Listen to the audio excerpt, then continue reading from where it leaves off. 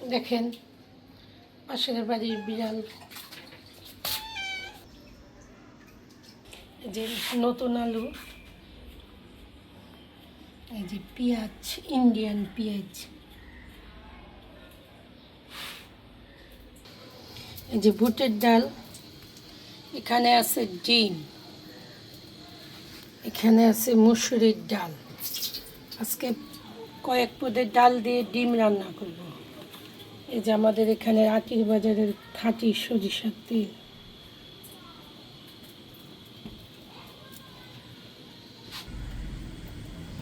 ডিমে লবণ দিয়েছি,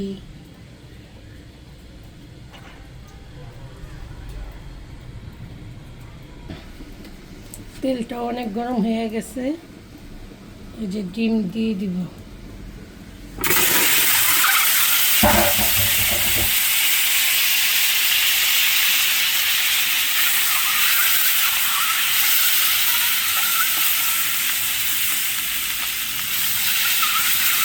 ডিম এখন সস্তা, মাত্র একটা ডিম 10 টাকা পিস। আমাদের মতন মানুষকে এখন কিনে খেতে পারি।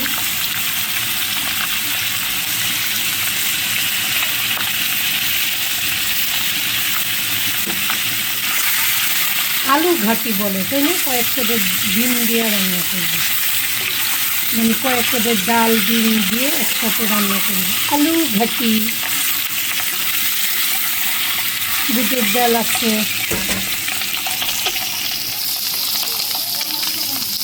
মা ওই যখন পানিতে উঠে রাখা হয়নি, সবটি আলু সুন্দর করে কেটে ফেলাও। ডিম আলু ঘাটি হবে, ঘাটি।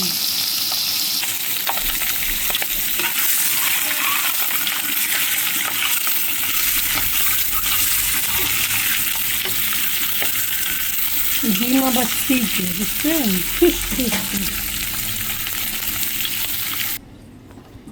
এই যে বলেন তো এটা কী শাক, কে কে চিনেন কমেন্টে জানাবেন। আজকে ভাজি করব এই শাক ভাজি। এই যে 2 মোটা শাক নিছে 40 টাকা, আর এখানে ডাঁটা শাক, ডাঁটা শাক 1 মোটা নিছে 15 টাকা।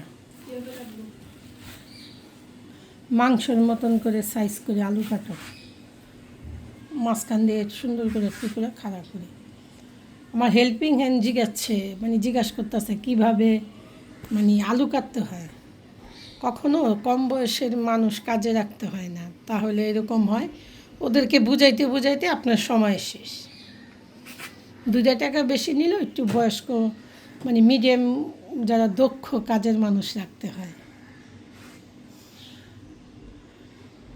এই তো আমার ভিডিও আজকের মতন। আজকে হইল গিয়া রবিবার, শাক ভাজি আর ডিম হবে।